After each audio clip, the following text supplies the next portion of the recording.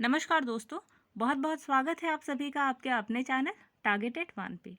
मैं हूं अमृता और आज हम डिस्कस करने वाले हैं कुछ इंपॉर्टेंट क्वेश्चंस जो आप सभी के TGT biology, PGT biology, LT grade, GSE biology और सीपीएमटी के लिए बेहद ही इंपॉर्टेंट है।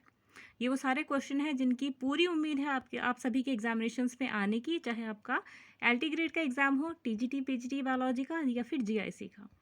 तो दोस्तों आज हम क्वेश्चन के साथ में कॉन्सेप्ट को भी डिलीवर करेंगे और ये कॉन्सेप्ट और ये क्वेश्चन आप सभी के लिए इसलिए इम्पॉर्टेंट है कि अगर आपने किसी कारणवश बॉटनी और जूलॉजी का पूरा सिलेबस कवर नहीं किया है तो स्मार्ट स्टडी के थ्रू आप इन क्वेश्चन को देख सकें जो ईच टॉपिक से यहाँ पर आते हैं। तो एक एक करके हम डेली एक या दो टॉपिक कवर करते हैं जहाँ से इंपॉर्टेंट उन सभी एक्सपेक्टेड इंपॉर्टेंट क्वेश्चन को डिस्कस करते हैं जो आप सभी के एग्जामिनेशन के लिए इंपॉर्टेंट है। तो चलिए टाइम ना वेस्ट करते हुए स्टार्ट करते हैं आज की वीडियो। लेकिन वीडियो स्टार्ट करने से पहले एक जनरल इन्फॉर्मेशन आप सभी दोस्तों के लिए कि अगर आप भी हमारे चैनल का एक हिस्सा बनना चाहते हैं तो ज़रूर सब्सक्राइब करें हमारा यूट्यूब चैनल टारगेटेड वन और नोटिफिकेशन बेल को ज़रूर दबाएं ताकि हमारे द्वारा अपलोड की गई लेटेस्ट वीडियो को आप अपने यूट्यूब चैनल पर देख सकते हैं। इसके साथ साथ अगर आप हमारे टेलीग्राम परिवार का एक हिस्सा बनना चाहते हैं तो डिस्क्रिप्शन बॉक्स में दिए गए लिंक पर क्लिक करके आप हमारे टेलीग्राम का एक हिस्सा बन सकते हैं जहां पर आपको मिलेंगे डेली पीडीएफ और स्टडी मटेरियल। चलिए अब बढ़ते हैं आज की फर्स्ट क्वेश्चन की तरफ। तो आज का पहला क्वेश्चन है, देखिए पहला क्वेश्चन है schistosoma. Schistosoma is commonly called, यानी सिस्टोसोमा को सामान्यतः क्या कहा जाता है, ये आपसे क्वेश्चन पूछ रहा है। चारों ऑप्शन आप सभी की स्क्रीन पे। सबसे पहला ऑप्शन है लिवर फ्लूक यानी कि यकृत फ्लूक। ऑप्शन नंबर बी है टेप वर्म यानी कि कृता फीताकृमि या कुत्ता फीताकृमि, डॉग टेप वर्म, ठीक है। ऑप्शन नंबर सी है ब्लड फ्लूक यानी कि रक्त फ्लूक और ऑप्शन नंबर डी है शीप फ्लूक यानी कि भेड़ फ्लूक। तो क्वेश्चन के अकॉर्डिंग जो आपका करेक्ट आंसर है ये है ऑप्शन नंबर सी यानी कि ब्लड फ्लूक, यानी कि सिस्टोसोमा को ब्लड फ्लूक के नाम से भी जाना जाता है। अच्छा, अब एक्स्ट्रा फैक्ट के रूप में जान लीजिए कि अदर जो फ्लूक्स हैं उनको आप क्या बोलेंगे, तो फैसियोला हिपैटिका, ठीक है, फैसियोला हिपैटिका को लिवर फ्लूक के नाम से जाना जाता है। सेकेंडली इकाइनोकोकस को डॉग टेप वर्म, ये जो डॉग टेप वर्म आप देख रहे हैं इसको हाइटेड वर्म या फिर डॉग टेप वर्म के नाम से जाना जाता है, ठीक है, किसको, इकाइनोकोकस को। अब देखिए टीनिया सोलियम, तो टीनिया सोलियम को पॉर्क टेप वर्म या फिर बीफ टेप वर्म के नाम से जाना जाता है, ठीक है। तो इंपॉर्टेंट एस्पेक्ट है इस क्वेश्चन का और जितने भी हमने आपको नाम बताए हैं ये सभी जो कॉमन नेम है आप याद कर लीजिएगा और पूरी उम्मीद है कि आपके टीजीटी बायोलॉजी के एग्जाम में इस तरह के क्वेश्चन आए, ठीक है। अगला क्वेश्चन देखिए, विच of the following shows the phenomenon of autotomy. तो आपको बताना है कि दिए गए ऑप्शंस में से इन चारों में से ऐसा कौन सा ऑप्शन है जो कि ऑटोटॉमी का जो फेनोमेनन है उसको शो करता है। ऑप्शन नंबर 1 है लोकस्ट, ऑप्शन नंबर बी है वास्प, ऑप्शन नंबर सी है क्रैब्स और ऑप्शन नंबर डी है प्लेनारिया। तो क्वेश्चन के अकॉर्डिंग जो आपका करेक्ट आंसर निकल कर आता है ये है ऑप्शन नंबर डी यानी कि प्लेनारिया। अब एक्स्ट्रा फैक्ट के रूप में जान लीजिए कि ऑटोटॉमी मतलब होता क्या है। तो देखिए अगर कोई भी ऐसा ऑर्गेनिज्म है जिसका बॉडी का पार्ट अलग हो रहा है, ठीक है, जब भी अलग हो रहा है कोई एक पर्टिकुलर रीजन, तो उसकी बॉडी से एक स्पेशलाइज्ड सेल्स निकल रही हैं, ठीक है, और स्पेशलाइज्ड सेल्स निकलने के बाद वो क्या है एक अलग तरीके से एक नया ऑर्गेनिज्म के रूप में डेवलप हो जाता है। तो इसे आप क्या कहोगे, ऑटोटॉमी, ठीक है। तो क्वेश्चन आपके लिए बेहद ही इंपॉर्टेंट था आपके पीजीटी एग्जामिनेशन के लिए। अगला क्वेश्चन देखिए, alimentary canal is absent in. आपको बताना है कि दिए गए चारों ऑप्शंस में से एलिमेंट्री कैनाल यानी कि जो डाइजेस्टिव सिस्टम की कैनाल होती है, जो आपके पाचन तंत्र का जो पूरा तंत्र होता है, ये दिए गए चारों ऑप्शंस में से किसमें एब्सेंट होता है यानी कि अनुपस्थित होता है। तो चारों ऑप्शन आप सभी की स्क्रीन पे। सबसे पहला ऑप्शन है ऑप्शन नंबर ए यानी कि निमेटोडा, ऑप्शन नंबर बी है सिस्टोडा, ऑप्शन नंबर डी है ट्रिमेटोडा और ऑप्शन नंबर डी है ट्यूबरेलिया। तो क्वेश्चन के अकॉर्डिंग जो आपका करेक्ट आंसर निकल कर आता है ये है आपका ऑप्शन नंबर बी यानी कि सिस्टोडा, ठीक है। सिस्टोडा वो क्लास होती है जो कि फाइलम प्लेटीहेल्मिन्थीज के अंतर्गत आती है, जिसमें फ्लैट वॉर्म्स, जिनमें टीनिया सोलियम जिसे आप फ्लैट वॉर्म के नाम से जानते हैं, जो कि एक पैरासाइट होता है ह्यूमन की इंटेस्टाइन में, ठीक है। इसके साथ ही जो डाइजेस्टिव फूड होता है इंसान के, यानी कि हम जो भी फूड मटेरियल खाते हैं, ठीक है, हमने जो भी चीज़ ली, प्रोटीन, फैट या जो भी कुछ, तो इन सारे न्यूट्रिएंट्स का जो चीफ सोर्स होता है ये या जो आप ये कहें कि जो भी इम्पोर्टेंट न्यूट्रेंट होता है हमारी बॉडी में, जो भी हम फूड के थ्रू लेते हैं, इन सभी चीज़ों को जो टेप फॉर्म होता है अपनी बॉडी सरफेस के through by the help of diffusion इन सभी चीज़ों को सोख लेता है। ठीक है, और इसीलिए इनके अंदर एलिमेंट्री कैनाल एब्सेंट होती है, यानी कि एनस भी नहीं होता और माउथ भी नहीं होता। ठीक है, तो इसे क्या कहोगे आप? सिस्टोडा। ठीक, अगला क्वेश्चन देखिए, विच of the following is correctly matched. आपको बताना है कि दिए गए चारों ऑप्शंस में से ऐसा कौन सा ऑप्शन है जो कि करेक्टली मैच्ड है। तो देखिए, पहला ऑप्शन है टीनिया, टीनिया के सामने है ट्रिमेटोडा। ऑप्शन नंबर बी है इकाइनोकॉकस यानी कि ट्यूबेरिलिया। ऑप्शन नंबर सी है सीजोस्टोसोमा। ऑप्शन फिर उसके बाद है सामने ट्रिमेटोडा। फिर फोर्थ ऑप्शन है प्लेनेरिया, जिसके आगे है सिस्टोडा। अब देखिए, यहाँ पे आपसे पूछा गया कि कौन सा करेक्टली मैच्ड है, आपको गलत नहीं सही बताना है। ठीक, तो ऑप्शन नंबर सी जो है सीजोस्टोसोमा, ये जो है आपका, ये बिल्कुल करेक्टली मैच्ड है। ठीक है, और इसे ह्यूमन ब्लड फ्लू के नाम से भी जाना जाता है और ये क्लास ट्रिमेटोडा के अंतर्गत आता है। तो ये आपका क्या है? Correctly match. ठीक, इसके साथ ही प्राइमरी होस्ट ऑफ मैन और सेकेंडरी होस्ट जो स्नेल होती है इसकी, ठीक है, ये भी आपको याद रखना। आपसे पूछा जा सकता है कि सीजोस्टोमेटा जो कि सीजोस्टोसोमा थोड़ा सा कॉम्प्लेक्स है, आप भी ट्राई कीजिएगा बोलने का। ठीक है, तो ये जो भी ऑर्गेनिज्म है, तो प्राइमरी होस्ट जो है इसका वो मैन होता है और सेकेंडरी होस्ट इसका स्नेल होता है। ठीक है, अब देखिए, टीनिया और इकाइनोकॉकस जो होता है ये क्लास सिस्टोडा के बिलोंग करते हैं, यानी कि टीनिया और इकाइनोकॉकस। ठीक है, कौन सी क्लास को बिलोंग करते हैं? सिस्टोडा को। ठीक, इसके साथ साथ प्लेनेरिया जो है वो क्लास ट्यूबेरिलिया को फॉर्म करता है। ठीक है, ये देखिए, ये जो प्लेनेरिया है ये ट्यूबेरिलिया क्लास को बिलोंग करता है। ठीक है, तो यह आपका करेक्ट आंसर। एक कॉन्सेप्ट को यहाँ पे, जितने मैं कॉन्सेप्ट यहाँ पे दे रहे हैं उन सभी कॉन्सेप्ट को समझते चले जाइएगा, क्योंकि ये सभी कॉन्सेप्ट आप सभी के एग्जामिनेशन पर्पज से बेहद ही इंपॉर्टेंट है। अगला क्वेश्चन देखिए, which of these is a characteristic of Platyhelminthes, यानी कि इनमें से कौन सा एक प्लेटीहेल्मिन्थीज का लक्षण है। चारों ऑप्शन आप सभी की स्क्रीन पे। सबसे पहला ऑप्शन है रेडियल सिमेट्री, यानी कि अरीय सममिति। ऑप्शन नंबर बी है ट्रिप्लोब्लास्टिक, यानी कि 3 लेयर वाला ट्रिप्लोब्लास्टिक। ऑप्शन नंबर सी है मेटामेरिक सेगमेंटेशन, यानी कि मेटामेरिक खंडन। और ऑप्शन नंबर डी है ऑल ऑफ द एबव। ठीक, यानी कि ये सभी। तो क्वेश्चन के अकॉर्डिंग जो आपका करेक्ट आंसर निकल कर आता है ये है ऑप्शन नंबर बी, यानी कि ट्रिप्लोब्लास्टिक, यानी कि 3 लेयर वाला। ठीक, अब देखिए, एक्स्ट्रा फैक्ट के रूप में जान लीजिए कि ट्रिप्लोब्लास्टिक प्लेटीहेल्मिन्थीज का एक विशिष्ट लक्षण होता है। इसका मतलब कि इन्हीं जातियों के जो ये जो जाति है इसमें ऑर्गन लेवल ऑफ ऑर्गेनाइजेशन आप देख सकते हैं। ठीक है, इसके साथ ही द्विपार्श्वीय समिति, यानी कि बाइलेटरल सिमेट्री आपको यहाँ पे नज़र आएगी। और शारीरिक संगठन का जो प्रारंभ, ये मतलब बेसिकली आप देखें तो ऑर्गन लेवल ऑफ ऑर्गेनाइजेशन आपको दिखाई देगी। ठीक है, ये क्या होते हैं? प्रोटोस्टोमी जंतु होते हैं, प्रोटोस्टोमी ऑर्गेनिज्म होते हैं, लेकिन इनकी जो बॉडी में जो कैविटी होती है वो नहीं होती। इनके स्थान पर ढीला ढाला सा एक मिजोडर्म टिश्यू पाया जाता है, या मिजोडर्म ऊतक पाया जाता है, जिसे पैरेन्काइमा कहा जाता है। ठीक, तो यह आपके क्वेश्चन के इंपॉर्टेंट एस्पेक्ट जो आपको जानना बेहद ही ज़रूरी था। अगला क्वेश्चन देखिए, अगला क्वेश्चन है flame cells are main excretory structures of, यानी कि फ्लेम सेल्स का जो मेन एक्सक्रीटरी स्ट्रक्चर है वो क्या होता है, ये आपको बताना है। तो फ्लेम कोशिकाएं जो होती हैं उनका मुख्य उत्सर्जी संरचना आपको बताना है। ठीक है, 4 ऑप्शन आप सभी की स्क्रीन पे।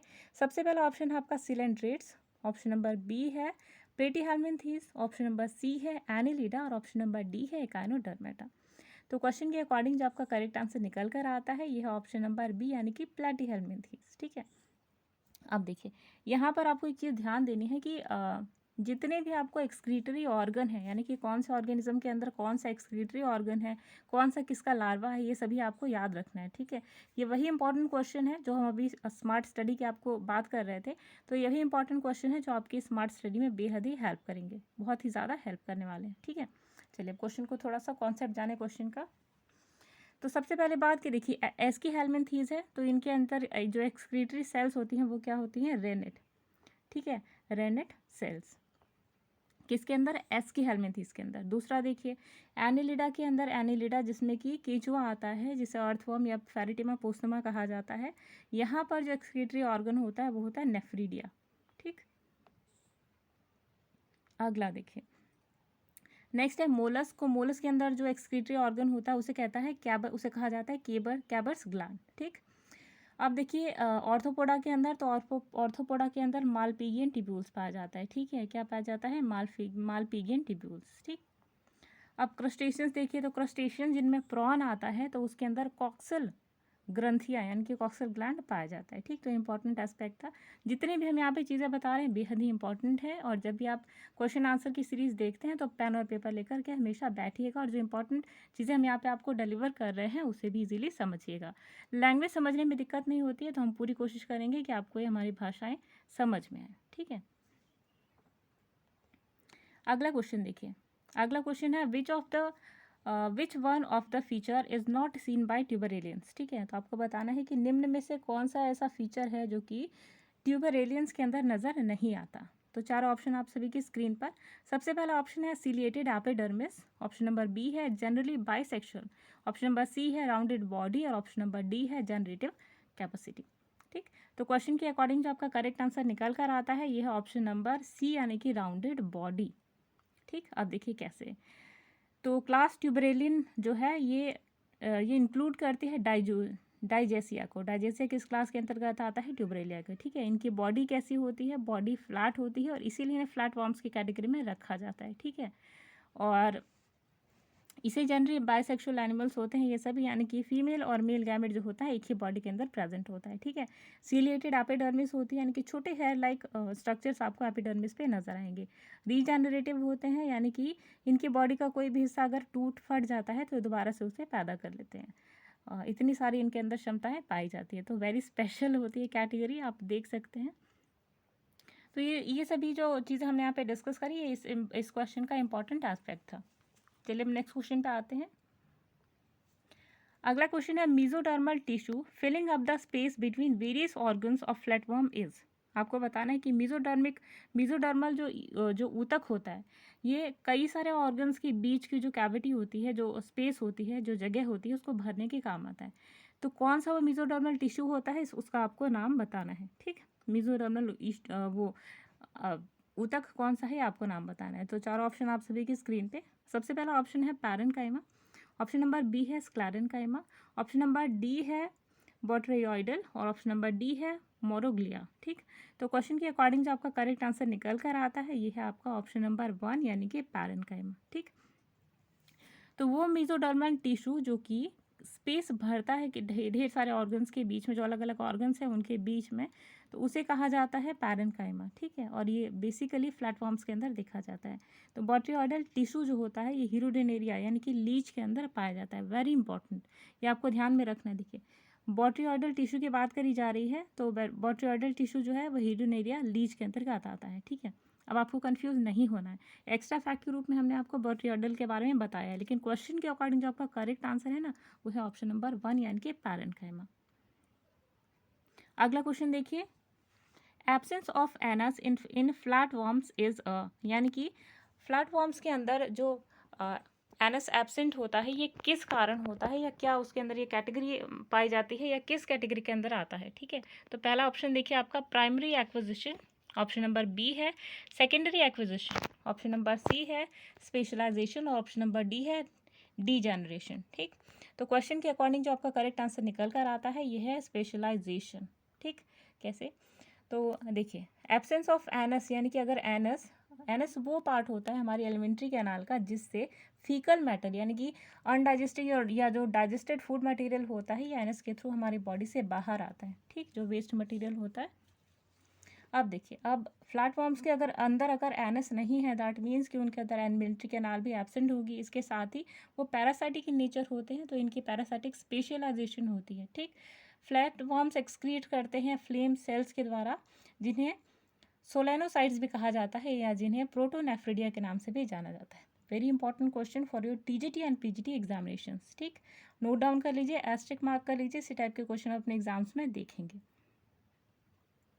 अगला क्वेश्चन देखिए, the tape warm absorbs food through, यानी कि जो टेप वॉर्म होता है वो किसके थ्रू अपने फूड को यानी कि भोजन को सोखता है यानी कि अवशोषित करता है। चारों ऑप्शन आप सभी की स्क्रीन पे। सबसे पहला ऑप्शन है, देखिए सबसे पहला ऑप्शन है सकर, ऑप्शन नंबर बी है हुक, ऑप्शन नंबर सी है रोस्टेलम और ऑप्शन नंबर डी है जनरल सरफेस। तो क्वेश्चन के अकॉर्डिंग जो आपका करेक्ट आंसर निकल कर आता है ये है ऑप्शन नंबर डी यानी कि जनरल सरफेस। यानी कि जितने भी टेप वॉर्म्स होते हैं उनके अंदर टेंडेंसी होती है, देखिए एक तो पहली बात कि उनके अंदर एलिमेंट्री कैनाल एब्सेंट होती है जो कि हमने अभी डिस्कस किया, ठीक। दूसरी चीज़ ये कि जब उनके अंदर एनएस नहीं है, माउथ नहीं है, तो वो आखिर वो जीवित कैसे रहते हैं हमारे एलिमेंट्री कैनाल के अंदर, तो उसका रीज़न क्या है, सॉरी हमारे इंटेस्टाइन के अंदर, तो उसका रीज़न क्या है कि जो टेप वॉर्म होते हैं इनकी जो स्किन होती है ये डिफ्यूजन के थ्रू जितने भी इंपॉर्टेंट न्यूट्रिएंट्स जो हमारी बॉडी लेती है उसको सोख लेते हैं, ठीक है। तो इंपॉर्टेंट एस्पेक्ट था आपके क्वेश्चन का। अब देखिए अगले क्वेश्चन पे आते हैं। अगला क्वेश्चन है फ्लेम सेल्स आर, आपको बताना है कि फ्लेम सेल्स होती क्या है एग्जैक्टली, ठीक। अगर आपको क्वेश्चन का आंसर पता है तो आप कमेंट बॉक्स में लिख सकते हैं, ठीक है। दोस्तों हम कमेंट बॉक्स में आपको आंसर किस लिए लिखने को बोलते हैं कि अगर आपको क्वेश्चन का आंसर पता है तो इससे एक ये चीज़ होती है कि जब आप आंसर कमेंट बॉक्स में लिखते हैं तो आपके अंदर कॉन्फिडेंस आता है। दूसरी चीज़ ये कि अगर आप आंसर लिख रहे हैं, कोई ऐसा बच्चा है जिसे नहीं पता है आंसर, तो वो कमेंट्स को देख करके आंसर पता लगा सकता है। तो एक पॉजिटिव अप्रोच रखिए जब हम यहाँ पे आपसे कोई चीज़ कहते हैं या फिर जो भी हम क्वेश्चन बोलते हैं, ठीक है। उसके साथ साथ अगर आपको आंसर पता है और आप कमेंट करते चले जाते हैं तो इसका मतलब कि आपकी प्रेपरेशन का जो लेवल है वो बेस्ट चल रहा है, ठीक है। चलिए फिलहाल क्वेश्चन पे आते हैं। तो क्वेश्चन है हमारा flame cells are, flame cells क्या होती है। तो चार ऑप्शन आप सभी की स्क्रीन पे। सबसे पहला ऑप्शन है reproductive cells, option number B है excretory cells, option number C है सेंसरी सेल्स और ऑप्शन नंबर डी है इन्फ्लेमेटरीज, ठीक। तो क्वेश्चन के अकॉर्डिंग जो आपका करेक्ट आंसर निकल कर आता है वो ये है कि ऑप्शन नंबर बी यानी कि flame cells are what, flame cells are excretory cells. ये कहाँ मिलती हैं, तो सिंपल फ्रेश वाटर इनवर्टिब्रेट्स के अंदर पाई जाती हैं, including flat worms and rotifers and nematodes, ठीक। तो इंपॉर्टेंट कॉन्सेप्ट था आपके जानने के लिए। अगला क्वेश्चन देखिए।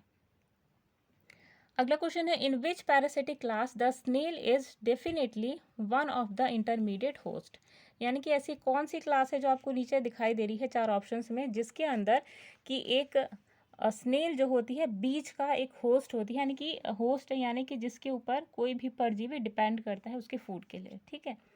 देखिए चार ऑप्शन आप सभी की स्क्रीन पे। सबसे पहला ऑप्शन है मोनोजीनिया, ऑप्शन नंबर बी है सिस्टोडा, ऑप्शन नंबर सी है डाइजीनिया और ऑप्शन नंबर डी है ट्रेमेटोडा।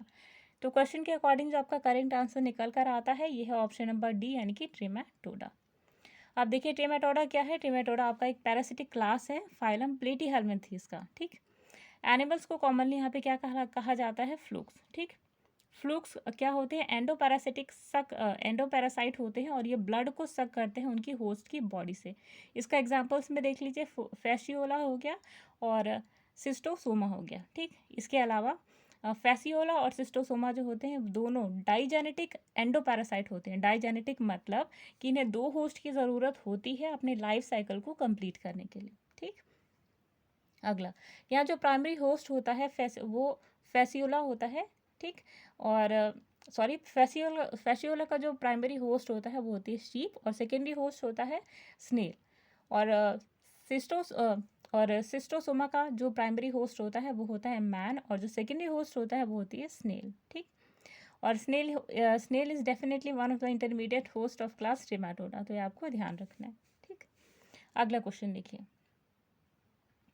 अगला क्वेश्चन है देखिए, एक second, which of the following statement is correct about shell gland, ठीक। शेल ग्लैंड क्या है ये आपको बताना है कि इस दिए गए ऑप्शन में से शेल ग्लैंड को लेकर के कौन सा ऑप्शन जो है वो गलत है, ठीक, यानी कि फॉल्स है।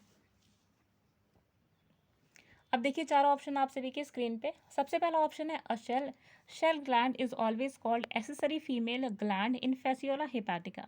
Option number B, shell gland is a renal organ and modified coelomoduct in Crustacea. Option number C है a shell gland is molluscan organ और option number D all of the above. तो question के according जो आपका correct answer निकल कर आता है ये है ऑप्शन नंबर डी यानी कि ऑल ऑफ द एबव, यानी कि जितने भी कॉन्सेप्ट यहाँ पे दिए गए हैं शेल ग्लैंड को लेकर के वो सभी बिल्कुल ही सही है। अब देखिए इंग्लिश में तो आपने देख लिया, अब हिंदी में थोड़ा सा इसको समझने की कोशिश कीजिए कि शेल ग्लैंड फैसियोला हिपैटिका की सहायक मादा ग्रंथि होती है और ये शेल निर्माण में भाग नहीं लेती, ठीक। मादा ग्रंथि है मतलब कि फीमेल ग्लैंड है और इसीलिए ये पार्टिसिपेट नहीं करती है शेल बनाने में, ठीक है। हालांकि जो महलिस ग्लैंड होता है ये भी इसे किस नाम से जाना जाता है, शेल ग्लैंड के नाम से। ठीक है। अब देखिए प्लेटीहेल्मिन्थीज में ऊ टाइप के चारों ओर पाया जाता है ये। ठीक। सेकेंड चीज़ कि शेल ग्लैंड क्रस्टेशियंस में एक रीनल ऑर्गन और रूपांतरित सिलेमेंडक्ट के रूप में काम करता है। ठीक है। फाइनल देखिए फाइलम मोलस्का में शेल ग्लैंड जीवों के कवच यानी कि शेल निर्माण में बहुत ही सहायक होता है। ठीक। तो इम्पॉर्टेंट एस्पेक्ट था आपके क्वेश्चन को जानने के लिए। ठीक। अगला क्वेश्चन देखिए।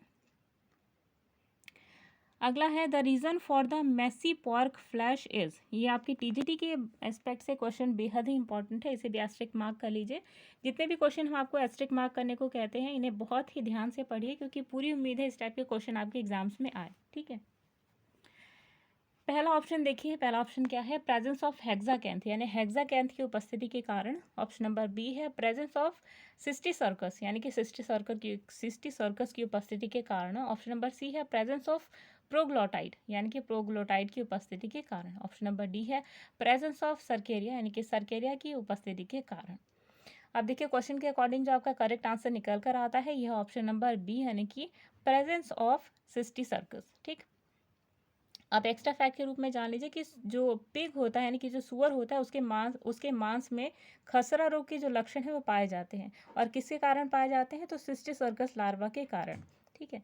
हेक्साकैंथ जो फ्लैट वॉर्म्स रिबन वॉर्म्स होते हैं जिनमें टीनिया सोलियम आता है, जिसमें सुअर यानी कि जो पिग होता है उसके अंदर फीताकृमि भी इसको कहते हैं, यानी कि पिग यानी कि जो सुअर फीताकृमि इस नाम से भी इसे जानते हैं। ठीक है। तो फीताकृमि का जो प्राथमिक पोषक मनुष्य होता है यानी कि प्राइमरी जो होस्ट होता है वो मनुष्य होता है, ह्यूमन बींग्स होते हैं, और सेकेंडरी होस्ट के रूप में सुअर यानी कि पिग को जाना जाता है। जो कि बेसिकली ये जो प्रोसेस है देखिए प्राइमरी से सेकेंडरी तक जाता है, यानी कि जो जो पैरासाइट है पहले प्राइमरी होस्ट की बॉडी के अंदर एंटर करता है, देन आफ्टर वो मूव करता है सेकेंडरी होस्ट की तरफ। ठीक है। तो इंपॉर्टेंट कॉन्सेप्ट है, तो आपको जानना बेहद ही ज़रूरी है। ये जो लार्वा होता है ये रेखीय पेशी में पहुंचने के तुरंत बाद एक जो एक फ्लैट के रूप में कन्वर्ट हो जाता है, एक फ्लैट स्ट्रक्चर के रूप में, जिसे सिस्टिसर्कस लार्वा कहते हैं। और यही ब्लैडर वॉर्म के रूप में मनुष्य के लिए संक्रामक अवस्था होती है। ठीक।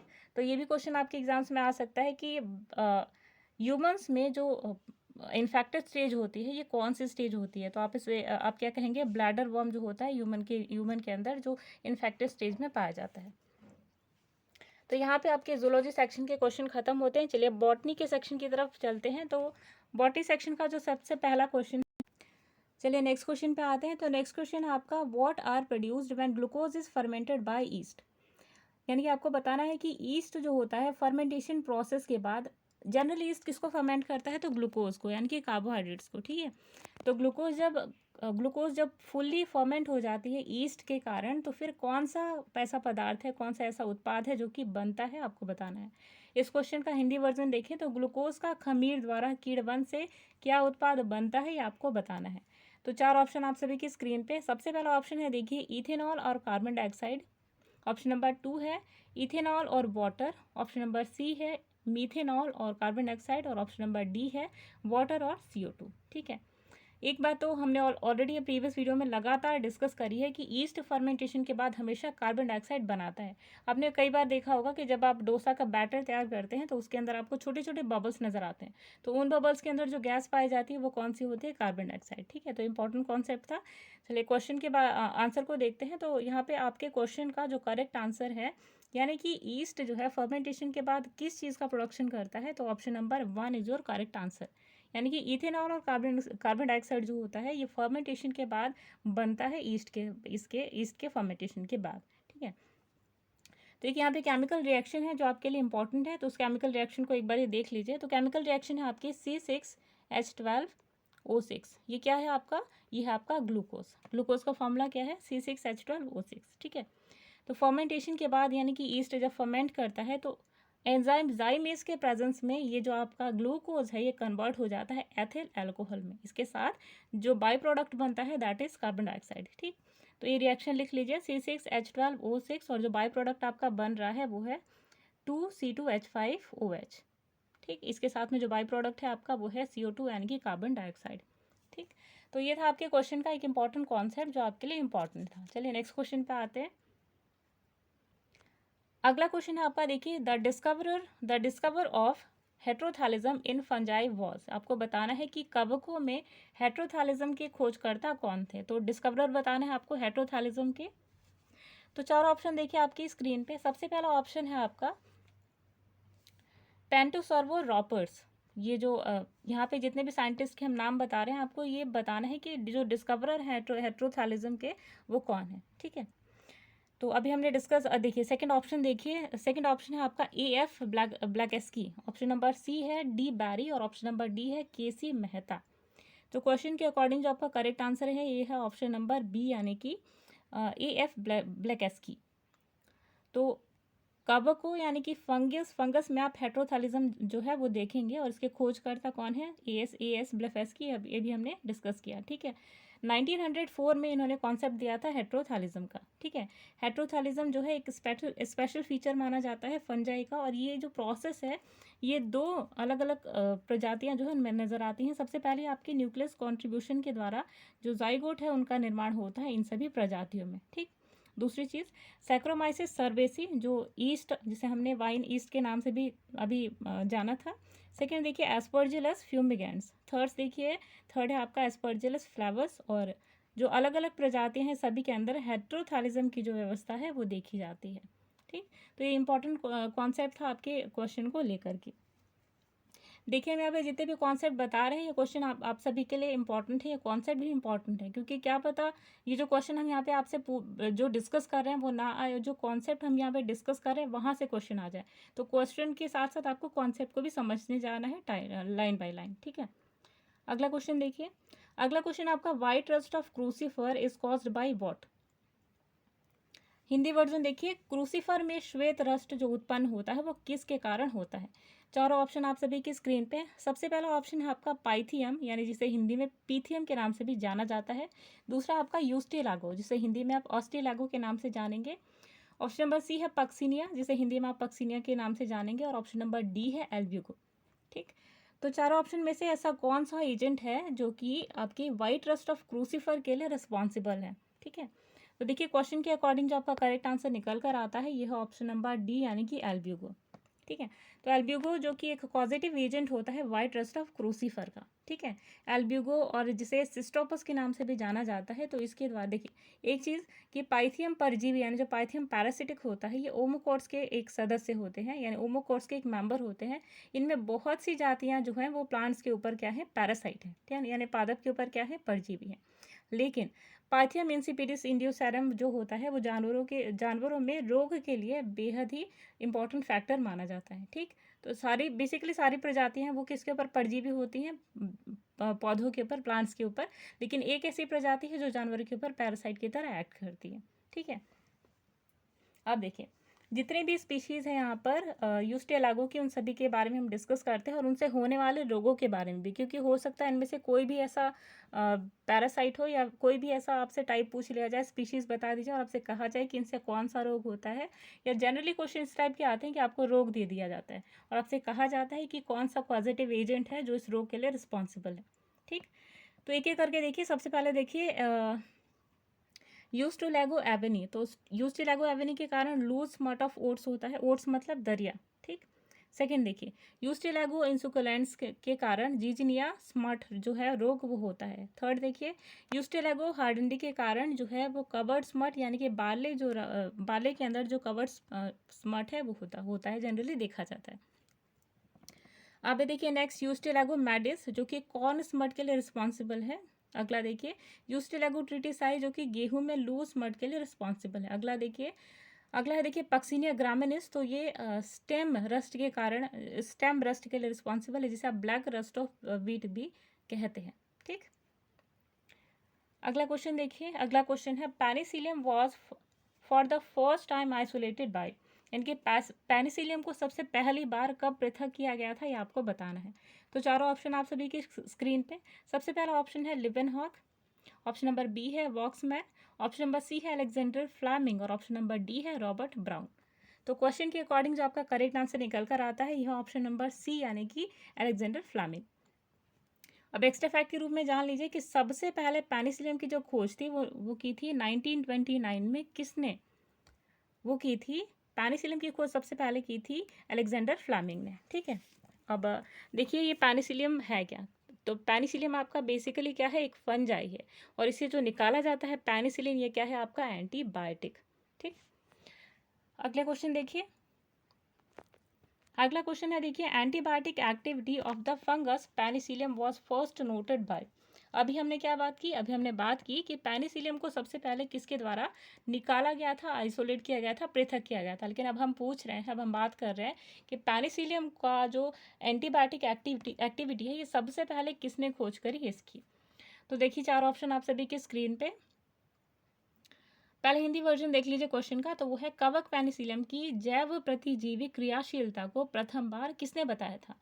तो चारों ऑप्शन है, देखिए सबसे पहला ऑप्शन है डी वेरीज द्वारा, ऑप्शन नंबर बी है फ्लेमिंग द्वारा, ऑप्शन नंबर सी है ब्लैकेस्ली के द्वारा, और ऑप्शन नंबर डी है वॉकर के द्वारा। तो अब आपका जो करेक्ट आंसर निकल कर आता है, यह है ऑप्शन नंबर बी। ठीक, यानी कि फ्लेमिंग के द्वारा। कवक पेनिसिलियम जो है वो बेसिकली क्या है आपका जैव जैव प्रतिजीवी है, यानी कि एंटीबायोटिक है, और इसकी क्रियाशीलता को सबसे पहले फ्लेमिंग द्वारा बताया गया था। और उन्होंने सर्वप्रथम 1928 में, सबसे पहले 1928 में पेनिसिलिन को पेनिसिलियम नोटेटम से प्राप्त किया था, और इसके लिए उन्होंने 1945 में नोबेल प्राइज से नवाजा गया था। ठीक है, और औद्योगिक स्तर पे पेनिसिलियम क्राइसोजीनम को तैयार किया जाता है एंटीबायोटिक के रूप में। ठीक, तो ये एक आपके क्वेश्चन का इंपॉर्टेंट एस्पेक्ट था। अगला क्वेश्चन देखिए, अगला क्वेश्चन है हेट्रोथैलिज्म वॉज डिस्कवर्ड इन, यानी कि विषम जालिका सर्वप्रथम किस कवक से ज्ञात हुई है। तो चार ऑप्शन आप सभी की स्क्रीन पे। सबसे पहला ऑप्शन है आपका म्यूकर, ऑप्शन नंबर बी है एस्परजिलस, ऑप्शन नंबर सी है पक्सेनिया, और ऑप्शन नंबर डी है आपका एल्ब्यूगो। ठीक है, तो क्वेश्चन के अकॉर्डिंग जो आपका करेक्ट आंसर निकल कर आता है, ये है ऑप्शन नंबर 1, यानी कि म्यूकोर। ठीक, अब विषम जालिका यानी कि हेट्रोथैलिज्म के बारे में थोड़ा सा बात करते हैं। तो देखिए विषम जालिका यानी कि हेट्रोथैलिज्म को सबसे पहले म्यूकोर में खोजा गया था, और सबसे पहले ब्लैकेस्की ने, ठीक है, किसने, ब्लैकेस्की ने 1904 में इस कॉन्सेप्ट को ढूंढा था। ठीक है, जिसे म्यूकोरोसेल गण के नाम से इन्होंने जाना था, और इसमें इन्होंने लैंगिक जनन का अध्ययन करते हुए विषम जालिका का पता लगाया था। ठीक है, तो ऐसे कवक जिनमें दो भिन्न स्ट्रेन वाले माइसीलियम एक दूसरे के संपर्क में आने पर लैंगिक जनक जो है उसको प्रदर्शित करते हैं, तो इसमें एक जो स्ट्रेन है वो पॉजिटिव होता है, दूसरा क्या होता है, नेगेटिव होता है। ठीक, तो बाहरी रूप से देखने में ये एक दूसरे के समान प्रतीत होते हैं, लेकिन अंदर से जो उनकी क्रियाशीलता होती है वो थोड़ी सी डिफरेंट होती है। तो ऐसे कवक, ऐसे फंगस जिनमें हेट्रोथैलिक कंडीशन नजर आती है या घटना नजर आती है, उन्हें विषम जालिका यानी हेट्रोथैलिज्म के नाम से जानते हैं। ठीक है, पॉजिटिव स्ट्रेन वाले कवक को तंतु मादा स्ट्रेन के नाम से जानते हैं, और माइनस स्ट्रेन वाले तंतु को नर स्ट्रेन के नाम से यानी कि मेल स्ट्रेन के नाम से जाना जाता है। ठीक है, जनरली कॉन्सेप्ट है जो कि जो फेमस बॉटनिस्ट थे उन्होंने डिलीवर किया था। ठीक है, अगला क्वेश्चन देखिए, अगला क्वेश्चन है a cup shaped fruiting body ascocarp is called, यानी कि कप के समान आकृति वाली संरचना को क्या कहते हैं, ये क्वेश्चन आपसे पूछ रहा है। तो चार ऑप्शन आप सभी की स्क्रीन पे। सबसे पहला ऑप्शन है क्लिस्टोथीशियम, ऑप्शन नंबर बी है एपोथीशियम, ऑप्शन नंबर सी है पैरेथीशियम, और ऑप्शन नंबर डी है स्यूडोथीशियम। तो क्वेश्चन के अकॉर्डिंग जो आपका करेक्ट आंसर निकल कर आता है, यह है ऑप्शन नंबर बी, यानी कि एपोथीशियम। यानी कि कप की आकृति वाली संरचना को, यानी कि कप लाइक स्ट्रक्चर जो होता है उसको एपोथीशियम के नाम से जाना जाता है। लेकिन कुछ लाइकन व कवक के अंदर जो फ्रूट होता है, यानी कि जो कैप्सूल होता है, वो खुली अवस्था में होता है, यानी तस्तरी नुमा। ठीक, तो अंदर की जो संरचना है यहाँ पे, उसकी अंदर की जो संरचना है एक स्तर से ढकी हुई होती है, जिसे एस्कस कहा जाता है, और इस आकृति को एपोथीशियम के नाम से जाना जाता है। ठीक है, तो इम्पोर्टेंट कॉन्सेप्ट था आप सभी के क्वेश्चन का। अगला क्वेश्चन देखिए, the following is a component of fungal cell wall, यानी कि दिए गए ऑप्शंस में से ऐसा कौन सा कंपोनेंट है जो कि फंगल सेल वॉल के अंदर पाया जाता है। निम्न में से कवक की कोशिका भित्ति किसकी बनी हुई होती है। तो देखिए अब ऑप्शन देखिए, सबसे पहले ऑप्शन है आपका लिग्निन, ऑप्शन नंबर बी है सुबेरिन, ऑप्शन नंबर सी है काइटिन, और ऑप्शन नंबर डी है क्यूटिन। तो क्वेश्चन के अकॉर्डिंग यहाँ पे जो आपका करेक्ट आंसर निकल कर आता है, ये है काइटिन। काइटिन जो कि कवक की कोशिका भित्ति, कवक जिसकी कोशिका भित्ति यानी कि सेल वॉल काइटिन की बनी हुई होती है, और कवक सूक्ष्म पौधे होते हैं, और इनकी संरचना बिल्कुल सिंपल होती है। तो ऐसी जो मॉर्फोलॉजी है, ये बेसिकली क्या होता है, एक कोशिकाएं ज़्यादातर देखे जाते हैं यानी कि यूनिसेलुलर, और धागे जैसी इनके संरचनाएं नज़र आती हैं। तो कवक जो होते हैं ये इनका जो बॉडी है उसको आप माइसिलियम के नाम से जानते हैं। कवक फंगस जिसके अंदर क्लोरोप्लास्ट एब्सेंट होता है, ये हेट्रोट्रॉप्स होते हैं बेसिकली, ठीक है। सेप्रोट्रॉफ न्यूट्रिशन जो होता है, सेप्रोट्रॉफिक न्यूट्रिशन ये शो करते हैं, यानी कि सड़ी गली चीज़ों पे डिपेंडेंट होते हैं अपने न्यूट्रिशन के लिए, ठीक है। अगला क्वेश्चन देखिए, which one of the following fungus has been found useful in the biological control of plant disease, यानी कि आपको बताना है पादप रोगों के जैविक नियंत्रण में निम्न में से कौन सा एक कवक उपयोगी पाया जाता है। तो चार ऑप्शन आप सभी की स्क्रीन पे। सबसे पहला ऑप्शन है penicillium notatum, option number B है फाइटोफोरा पैरासिटिका, ऑप्शन नंबर सी है ट्राइकोडर्मा विराइडे, और ऑप्शन नंबर डी है म्यूकर म्यूसेडम, ठीक। तो क्वेश्चन के अकॉर्डिंग जो आपका करेक्ट आंसर निकल कर आता है यह ऑप्शन नंबर सी, यानी कि ट्राइकोडर्मा विराइडे। तो पादप रोगों के जैविक नियंत्रण में ट्राइकोडर्मा विराइडे कवक उपयोगी पाया जाता है, और पेनिसिलियम नोटेटम नामक जो कवक है उससे पेनिसिलिन नामक जो दवा है या एंटीबायोटिक है वो बनाई जाती है, ठीक है। नेक्स्ट चीज़ देखिए कि फाइटोफोरा पैरासिटिका पौधों पर रोग उत्पन्न करने का एक कारण होता है, ठीक है। और म्यूकोर जो होता है, म्यूकर म्यूसिडो, तो पौधों पर रोग उत्पन्न करने वाले फैक्टर्स में से एक ये भी माना जाता है, ठीक है। तो आपका जो करेक्ट आंसर है यह है ऑप्शन नंबर सी, ट्राइकोडर्मा विराइडे। अगला क्वेश्चन देखिए, the part of mushroom that is visible above ground is, आपको बताना है कि कौन सा मशरूम का वो भाग है जो ज़मीन की ऊपरी सतह पर दिखाई देता है। तो चार ऑप्शन आप सभी की स्क्रीन पे। सबसे पहला ऑप्शन है जाइगोस्पोर, ऑप्शन नंबर बी है बेसिडियोकार्प, ऑप्शन नंबर सी है एस्कोकार्प, और ऑप्शन नंबर डी है एस्कोगोनिया। तो क्वेश्चन के अकॉर्डिंग जो आपका करेक्ट आंसर निकल कर आता है यह है ऑप्शन नंबर बी, यानी कि बेसिडियोकार्प। तो मशरूम का आपने कुछ इस प्रकार से स्ट्रक्चर देखा होगा, छातीनुमा स्ट्रक्चर। तो ये जो आप देखते हैं इसको क्या कहा जाता है, एस्कोकार्प। जबकि नीचे जो राइजॉइड्स होते हैं वो नीचे प्रेजेंट होते हैं, ठीक। तो इंपॉर्टेंट कॉन्सेप्ट था आप सभी के जानने के लिए। अगला क्वेश्चन देखिए, अगला क्वेश्चन है माइकोराइजा रिप्रेजेंट्स, आपको बताना है कि जो माइकोराइजा होते हैं वो किसको रिप्रेजेंट करते हैं, ठीक। तो चार ऑप्शन आप सभी की स्क्रीन पे। सबसे पहला है symbiosis of a fungus and root, यानी कि एक कवक और जड़ की सहजीविता। ऑप्शन नंबर बी है parasitism of mycoplasma and root, यानी कि माइकोप्लाज्मा और जड़ की परजीविता। ऑप्शन नंबर सी है symbiosis of mycoplasma and root, यानी कि माइकोप्लाज्मा और जड़ की सहजीविता। ऑप्शन नंबर डी है epiphytism of a fungus and a root, यानी कि एक कवक और एक जड़ की अधिपालकता, ठीक। तो यहाँ पे जो करेक्ट आंसर निकल कर आता है वो होता है ऑप्शन नंबर 1, ठीक। तो ऑप्शन नंबर 1 यानी कि माइकोराइजा एक फंगस होता है जिसकी जड़ की सहजीविता को प्रदर्शित करता है। तो जिम्नोस्पर्म की जो जड़ है उसमें ये क्या करते हैं, सहजीवन का एक उदाहरण है, और जिनमें कवक के साथ ये सहजीवन इनका पाया जाता है, ठीक है। अगला क्वेश्चन देखिए, अगला क्वेश्चन है एल्ब्यूगो क्या होता है ये आपको बताना है। चार ऑप्शन आप सभी की स्क्रीन पे। सबसे पहला ऑप्शन है ऑब्लिगेट इंटरसेलुलर पैथोजन, यानी कि ऑब्लिगेट अंतरकोशिकीय रोगजनक। ऑप्शन नंबर बी है इंट्रासेलुलर पैरासाइट, यानी कि अंतःकोशिकीय परजीवी। ऑप्शन नंबर सी है इंटरसेलुलर सेप्रोफाइट, यानी कि अंतःकोशिकीय मृतोपजीवी। ऑप्शन नंबर डी है फैकल्टेटिव इंटरसेलुलर पैरासाइट, यानी कि फैकल्टेटिव अंतरकोशिकीय परजीवी। तो क्वेश्चन के अकॉर्डिंग जो आपका करेक्ट आंसर निकल कर आता है यह ऑप्शन नंबर 1, यानी कि ऑब्लिगेट इंटरसेलुलर पैथोजन, ठीक। अब देखिए एक चीज़ आपको जानना ज़रूरी है। ऑब्लिगेट यहाँ पे जो टर्म दिया है इसका मतलब क्या है। इसका मतलब ये है कि होस्ट की बॉडी के अंदर ही जा करके एक्टिवेट होते हैं, ठीक है, अदरवाइज नहीं। यानी कि अगर होस्ट की बॉडी के बाहर हैं, आसपास भी हैं, तो कुछ भी नहीं होगा प्लांट को, ये एक्टिवेटेड स्टेज में नहीं है। लेकिन जैसे ही ये होस्ट की बॉडी के अंदर जाते हैं वैसे ही वही एक्टिव ये हो जाते हैं, ठीक है। अगला क्वेश्चन देखिए, फंगस इम्परफेक्टी यानी कि ड्यूटेरोमाइसीड्स के अंदर किस चीज़ का अभाव होता है ये आपको बताना है।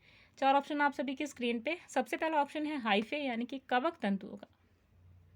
ऑप्शन नंबर बी है स्पोर्स, यानी कि बीजाणुओं का। ऑप्शन नंबर सी है एसेक्सुअल रिप्रोडक्शन, यानी कि अलैंगिक जनन का। और ऑप्शन नंबर डी है सेक्सुअल रिप्रोडक्शन, यानी कि लैंगिक जनन का। तो यहाँ पे जो आपका करेक्ट आंसर निकल कर आता है ये है ड्यूटेरोमाइसीड्स में अलैंगिक जनन होता है लेकिन लैंगिक जनन नहीं पाया जाता, और इसीलिए फंजाई इम्परफेक्टी एक माइटोस्पोरिक फंजाई कहलाता है, ठीक है। अगला क्वेश्चन देखिए, अगला क्वेश्चन है आपका, reserve food material in fungus is, यानी कि फंगस के कवकों के अंदर जो संग्रहित भोज्य पदार्थ होता है वो क्या होता है। तो सबसे पहला ऑप्शन है आपका ग्लाइकोजन, ऑप्शन नंबर बी है आपका स्टार्च, ऑप्शन नंबर सी है सुक्रोज और ऑप्शन नंबर डी है माल्टोज। ठीक है, तो क्वेश्चन के अकॉर्डिंग जो आपका करेक्ट आंसर निकल कर आता है ये है ऑप्शन नंबर 1 यानी कि ग्लाइकोजन। ठीक, तो कवकों में संग्रहित भोज्य पदार्थ के रूप में ग्लाइकोजन या फिर फैट को जाना जाता है। ठीक है, कवक क्या होते हैं, पर्णहरिम या रहित होते हैं, यानी कि इनके अंदर क्लोरोप्लास्ट नहीं पाया जाता। संवहक ऊतक रहित होते हैं, यानी कि इनके कंडक्टिंग जो टिश्यूज होते हैं वो नहीं पाए जाते। केंद्रक युक्त यानी कि न्यूक्लियस प्रेजेंट होता है, न्यूक्लियस प्रेजेंट होता है। ठीक है, इसे नोटिस करना है। न्यूक्लियस क्या है, किसी भी सेल के जीवित होने का एक प्रमाण होता है। ठीक, इनमें जनन प्रायः बीजाणु द्वारा यानी कि स्पोर्स के द्वारा होता है। इनका शरीर शुकाय सदृश यानी कि थैलॉइड होता है, अर्थात जड़, तना और पत्तियों में विभक्त रहता है। ठीक, थैलस मतलब क्या, कि प्लांट के अंदर या जिसकी भी और जिसकी हम बात कर रहे हैं उसके अंदर जड़, तना और पत्ती तीनों पाया जाता है। ठीक है, पर्णहरिम की अनुपस्थिति के कारण ये सदैव ही परपोषित यानी कि हेट्रोट्रॉफिक न्यूट्रिशन को शो करते हैं। ठीक है, इनके अलावा जो इनका अपना जीवन है वो परजीवी की तरह या सहजीवी की तरह या फिर मृतोपजीवी की तरह व्यतीत होता है। ठीक, एक चीज़ आपको एक खासा ध्यान रखना है कि शैवाल में जो खाद्य पदार्थ होता है वो प्रायः स्टार्च के रूप में उपस्थित होता है।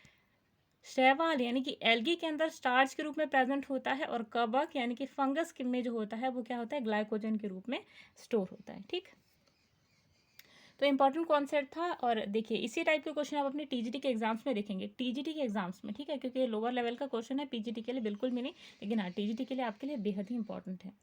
अगला क्वेश्चन देखिए, fungus are always what, fungus जो होते हैं हमेशा किस तरीके से एक्ट करते हैं। तो अभी हमने अपने एक्सप्लेनेशन में ही आंसर बता दिया है, अगर आपको आंसर पता है तो कमेंट बॉक्स में ज़रूर उत्तर दीजिएगा। ठीक है, तो देखिए सबसे पहला ऑप्शन है हेट्रोफाइट्स, ऑप्शन नंबर बी है हेट्रोफाइट्स यानी कि विविध पोषी, ऑटोट्रॉफिक यानी कि स्वपोषी, और थर्ड है आपका ऑप्शन नंबर सी सेप्रोफाइटिक यानी कि मृतोपोषी, और ऑप्शन नंबर डी है पैरासाइटिक यानी कि परजीवी। तो क्वेश्चन के अकॉर्डिंग यहाँ पे जो आपका करेक्ट आंसर बनता है यह ऑप्शन नंबर 1 यानी कि कवक पर्णहरिम रहित, यानी कि इसमें क्लोरोप्लास्ट नहीं पाया जाता है। ये सारी चीज़ें हम ऑलरेडी डिस्कस कर चुके हैं। ठीक है, तो फंगस आर बेसिकली हेट्रोफाइट्स होते हैं, यानी कि दूसरों पे डिपेंडेंट होते हैं खुद की न्यूट्रिशन के लिए, क्योंकि इनमें क्लोरोप्लास्ट नहीं पाया जाता। ठीक है, अगला क्वेश्चन देखिए, अगला क्वेश्चन है asexual reproduction by conidia occurs in, यानी कि कोनिडिया के द्वारा अलैंगिक जनन है वो किस में पाया जाता है। तो चार ऑप्शन आप सभी की स्क्रीन पे। सबसे पहला ऑप्शन है ईस्ट, ऑप्शन नंबर 2 है क्लेमाइडोमोनस, ऑप्शन नंबर सी है आपका पेनिसिलियम, और ऑप्शन नंबर डी है ऑल ऑफ दीज, यानी कि ये सभी। तो क्वेश्चन के अकॉर्डिंग जो आपका करेक्ट आंसर निकल कर आता है यह ऑप्शन नंबर सी यानी कि पेनिसिलियम। ठीक है, पेनिसिलियम के अंदर जो रिप्रोडक्शन देखा जाता है, अलैंगिक जनन देखा जाता है, वो होता है कोनिडिया के द्वारा। ठीक, अब देखिए कोनिडिया होता क्या है। तो कोनिडिया फंगस के बिल्कुल टिप पे प्रेजेंट होते हैं, और ये क्या होते हैं, मोशनलेस होते हैं, नॉन मोटाइल होते हैं। और पेनिसिलियम ईस्ट में जो विखंडन होता है, इनकी जो छोटे छोटे टुकड़ों में ये बिल्कुल टिप पे गोलाकार स्ट्रक्चर ले लेते हैं। ठीक है, कुछ इस प्रकार से देखिए, ये क्या है आपका, इस तरीके से स्ट्रक्चर होता है, बिल्कुल टिप पे गोलाकार स्ट्रक्चर ले लेते हैं। ठीक, और जो बिल्कुल नया रहता है, जो कि जुवेनाइल होता है, बिल्कुल यहाँ प्रेजेंट होता है, और मैच्योर वाला यहाँ पे। ठीक है, तो ये जो अच्छा इस चीज़ को, ये जो आप ये जो चीज़ देख रहे हैं, यानी कि न्यूली फॉर्म कोनिडिया यहाँ पे रहता है, और जो ओल्डर होता है वो यहाँ पे होता है। इसके लिए हमने एक टर्म आपको बार बार बताया है, अगर आपने पुराने वीडियोस देखी हैं तो आप उसका आंसर कर पाएंगे। ठीक है, और ये भी आपके एग्जाम्स के लिए इंपॉर्टेंट है, टीजीटी बायोलॉजी के लिए। ठीक, तो उसके लिए हम एक सिंगल वर्ड है, एक टर्म है, वो क्या यूज़ करते हैं ये आपको बताना है, और ये आप बताएंगे कमेंट बॉक्स में। ठीक है, तो चलिए जैसे देखिए कोनिडिया ये है, तो ए सेक्सुअल रिप्रोडक्शन की हम बात कर रहे हैं, अलैंगिक जनन की। तो जैसे ही कोनिडिया मैच्योर हो जाता है, एयर के प्रेशर के कारण ये ज़मीन पे नीचे गिर जाता है। ठीक है, और आगे चल करके एक फुली मैच्योर्ड थैलस के रूप में ग्रो करता है। ठीक है, तो इंपॉर्टेंट कॉन्सेप्ट था आपके क्वेश्चन को लेकर के। अगला क्वेश्चन देखिए, sexual reproduction is absent in, यानी कि लैंगिक जनक अनुपस्थित होता है किसमें, आपको बताना है। चार ऑप्शन आप सभी की स्क्रीन पे। सबसे पहला ऑप्शन है एस्कोमाइसीड्स, ऑप्शन नंबर बी है बेसिडियोमाइसिटीज, ऑप्शन नंबर सी है ड्यूटेरोमाइसिटीज, और ऑप्शन नंबर डी है ऑल ऑफ द एबव। तो इसका जो करेक्ट आंसर निकल कर आता है ये है ड्यूटेरोमाइसिट्स। ठीक, ड्यूटेरोमाइसिटीज में लैंगिक जनन अनुपस्थित होता है, या आपने अभी जाना। इसके साथ साथ जो वर्ग ड्यूटेरोमाइसिड है ये कवक तंतु पट युक्त होते हैं तथा अलैंगिक जनन इनमें होता है और लैंगिक जनन बिल्कुल ही नहीं पाया जाता, यानी कि सेक्सुअल रिप्रोडक्शन कंप्लीटली एब्सेंट होता है। तो ड्यूटेरोमाइसिड्स क्या होते हैं? प्रिमिटिव होते हैं। ठीक है, तो ये आपको चीज़ें याद रखनी है। तो दोस्तों ये है हमारे टेलीग्राम चैनल का डिस्क्रिप्शन, और ये डिस्क्रिप्शन बॉक्स में इसका लिंक दिया हुआ है, तो आप इस पर क्लिक करके हमारे टेलीग्राम चैनल का एक हिस्सा बन सकते हैं।